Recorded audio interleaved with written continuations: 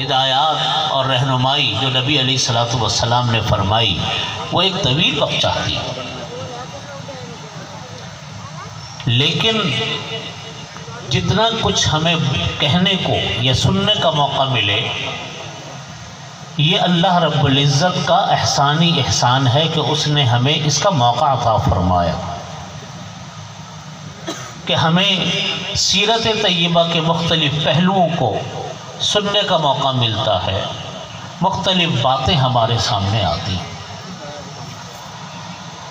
نبی کریم صلی اللہ علیہ وسلم کی سیرت یہ ہم سب کے لیے اتنی ضروری چیز ہے، اتنی اہم چیز ہے کہ ہماری نجات نہیں ممکن نہیں اس کے بغیر، جب تک ہم سیرت پر اور سنت پر عمل نہ کریں۔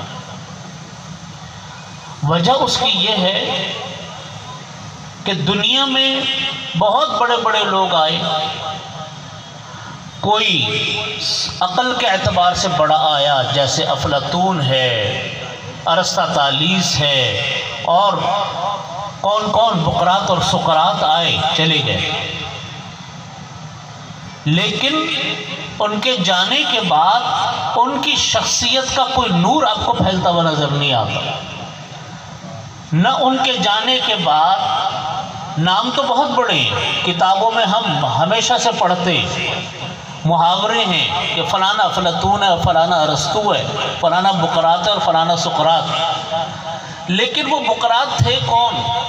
وہ بقراط کی تعلیمات تھی کیا؟ وہ اس نے ہمیں بتایا کیا؟ یہ کسی کو نہیں پتا۔ دنیا میں بڑے بڑے مالدار آئے، آ کر چلے گئے، ان کی مال و دولت کے قصے ہم اور آپ سنتے ہیں، لیکن ہمیں کوئی ہدایت کی کوئی چیز نظر نہیں آتی۔ قارون کے قصے ہم پڑھتے ہیں، حامان کے قصے ہم پڑھتے ہیں، اور دنیا کے بڑے بڑے رؤساء کے قصے پڑھتے ہیں کہ ان کے یہ کر و فر تھے، ان کی یہ زندگی تھی اور یہ زندگی تھی اپنے وقت میں تھی، ختم ہو گئی۔ آج ان کے قصے تو ہیں لیکن امت کے لیے رہنمائی کی کوئی چیز اس میں آپ کے سامنے نہیں ہے۔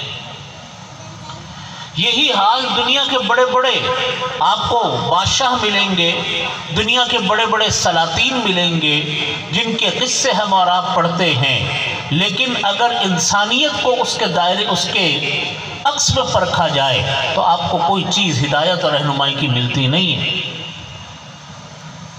کتنے ایک تو نہیں، دنیا بڑے بڑے لوگوں سے بھری ہوئی، دنیا بھری پڑی ہے بڑے بڑے لوگوں سے۔ کوئی مالداری کی فیلڈ میں بڑا ہے، کوئی سیاست کی فیلڈ میں بڑا ہے، کوئی تجارت کی فیلڈ میں بڑا ہے، کوئی عقل کی فیلڈ میں بڑا ہے، لیکن وہ سب کچھ کر و فر ان کی زندگی کے ساتھ تھے، ان کی زندگی کے ساتھ ختم ہوگا۔ لیکن انسان، ان کو تو ضرورت ایک ایسی ہدایت کی ہے، ہر دور کے انسان کو جس ہدایت پر عمل کر کے، جس کی روشنی پر عمل کر کے وہ اپنی آخرت کو سنوار سکے اور دنیا کو پر نور بنا سکے۔ وہ شخصیات صرف اور صرف انبیاء کرام علیہ السلام کی شخصیات ہیں۔ ہدایت صرف اور صرف انبیاء کرام علیہ السلام کی تعلیمات میں ہے، اور وہ انبیاء کرام بھیجے گئے ہیں اللہ کی طرف سے، در حقیقت تعلیمات اللہ کی ہیں جن کو بیان ان انبیاء کرام نے کیا۔ تو تعلیمات اللہ کی اور پہنچائی گئی انبیاء کرام علیہ السلام کے ذریعے، تو ہدایت کا سرچشمہ در حقیقت اللہ اور اس کے رسولوں کی تعلیمات وہی دائمی ہیں، وہی باقی رہتی ہیں۔ اب آپ دیکھیے کتنے انبیاء کرام آئے۔ یوسف علیہ السلام کا واقعہ قرآن کریم میں سب سے زیادہ تفصیل سے واقعہ آیا، یوسف علیہ السلام کا واقعہ آیا۔ سورہ یوسف کلام پاک کی ہے، یہ وہ واحد واقعہ ہے جس کو اللہ رب العزت نے کلام پاک میں بہت تفصیل کے ساتھ بیان فرمایا۔ حضرت موسیٰ علیہ السلام کا واقعہ قرآن پاک میں اللہ نے جگہ جگہ بیان فرمایا، حضرت عیسیٰ علیہ السلام کے واقعات بیان فرمائے، اور دیگر انبیاء کرام علیہ آدم علیہ السلام کا واقعہ بیان فرمایا۔ دوسرے انبیاء کرام علیہ السلام کے واقعات آتے ہیں۔ اپنے وقتوں میں جو بھی کوئی ان کی امت تھی، حضرت نوح علیہ السلام تھے یا جو بھی امت تھی، اپنے اپنے وقتوں میں وہ انہی کے لیے راہ ہدایت تھی۔ لیکن نبی کریم صلی اللہ علیہ وسلم کے علاوہ جتنے انبیاء کرام علیہ السلام اس دنیا میں آئے، وہ ایک محدود وقت کے لیے محدود شریعت لے کر آئے، یعنی تعلیمات اور احکامات محدود تھے، محدود وقت کے لیے تھے۔ جب اللہ رب العزت نے ان کے بعد کوئی دوسرا نبی بھیجا تو ان پہلے والے نبی کی جو تعلیمات تھی اللہ نے ان کو منسوخ قرار دیا اور نئے نبی کی تعلیمات آ گئی۔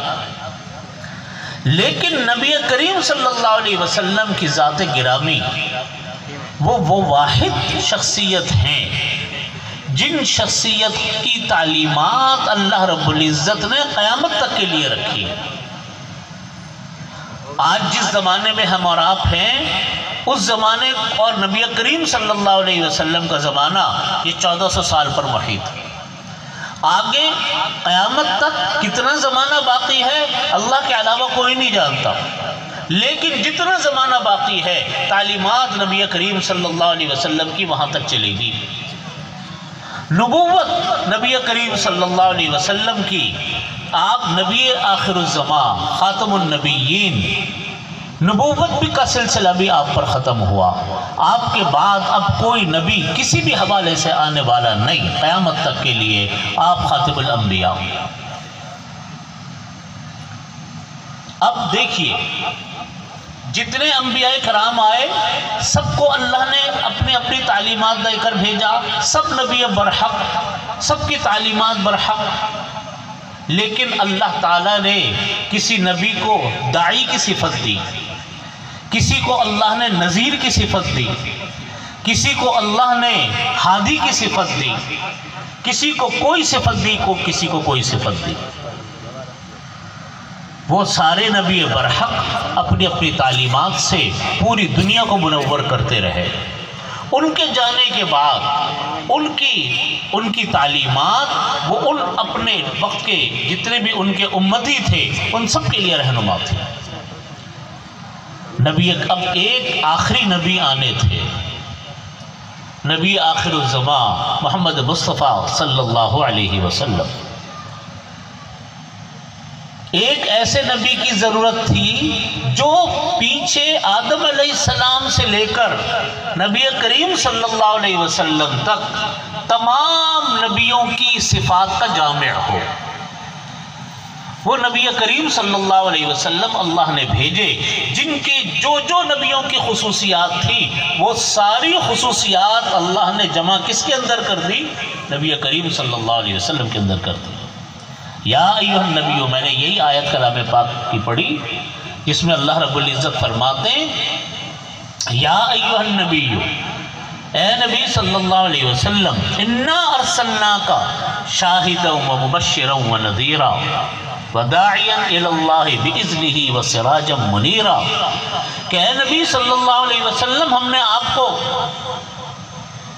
رسول بنا کر بھیجا، شاہد بنا کر بھیجا، مبشر خوشخبریاں دینے والا بنا کر بھیجا، نذیر بنا کر بھیجا، وداعیا الی اللہ، اللہ کی طرف سے داعی بنا کر بھیجا، سراج منیر بنا کر بھیجا۔ تمام انبیاء کرام کی صفات کو اللہ تعالیٰ نے نبی کریم صلی اللہ علیہ وسلم کے اندر جمع فرما دیا تاکہ آپ کی تعلیمات جو قیامت تک کے لیے تھی، جتنے قسموں کے انسان اس دنیا میں آنے تھے وہ ساری کی ساری صفات اللہ نے آپ کے اندر رکھی۔ نتیجہ اس کا کیا؟ نتیجہ اس کا یہ کہ چونکہ صدیاں محیط ہیں آخری زمانے پر، لہٰذا جس مزاج و مذاق کا انسان آئے گا نبی کریم صلی اللہ علیہ وسلم کی تعلیمات اس کے لیے ہوں گی۔ اور آپ کا اسوہ، میں نے جیسا عرض کیا کہ بڑے بڑے تو دنیا میں بہت آئے، بڑے بڑے لوگ اس دنیا میں آئے، لیکن اسوہ کسی کا نہیں قائم ہو سکا، نورانی شخصیت کسی کی نہیں بن سکی، رہنما کوئی نہیں بن سکا سوائے کس کے؟ انبیاء کرام علیہ السلام۔ آپ دیکھ لو ہر نبی کی تعلیمات انسان کے لیے اسوہ ہے، نبی کریم صلی اللہ علیہ وسلم کی تعلیمات انسان کے لیے اسوہ ہے۔ اور آپ کی جو تعلیمات ہیں نبی کریم صلی اللہ علیہ وسلم کی، وہ قیامت تک کے لیے۔ آج بھی ہم دیکھیں، ہم کسی مسئلے میں پڑ جائیں، کسی مسئلے میں پڑ جائیں، آپ کو حل کہاں سے نکلے گا؟ قرآن اور حدیث۔ جتنے نت نئے مسائل آ رہے ہیں، ان سارے نت نئے مسائل کا حل کہاں سے نکلے گا؟ قرآن اور حدیث۔ 1400 سال پہلے بھی وہی سے حل نکلتا تھا، 1400 سال آج کے جس زمانے میں ہم ہیں وہاں پر بھی جو مسئلہ نیا آتا ہے اس کا حل بھی یہیں سے نکلتا، اور قیامت تک جو مسائل پیش آئیں گے اس کا حل بھی قرآن اور حدیث سے نکلے گا۔ تو پتہ چلا کہ اللہ کے نبی جو ہیں ان کی شخصیتیں ایسی ہیں کہ وہ ہے ہدایت کا راستہ۔ آج پوری دنیا میں لوگ طرح طرح کے مظالم کا شکار ہیں۔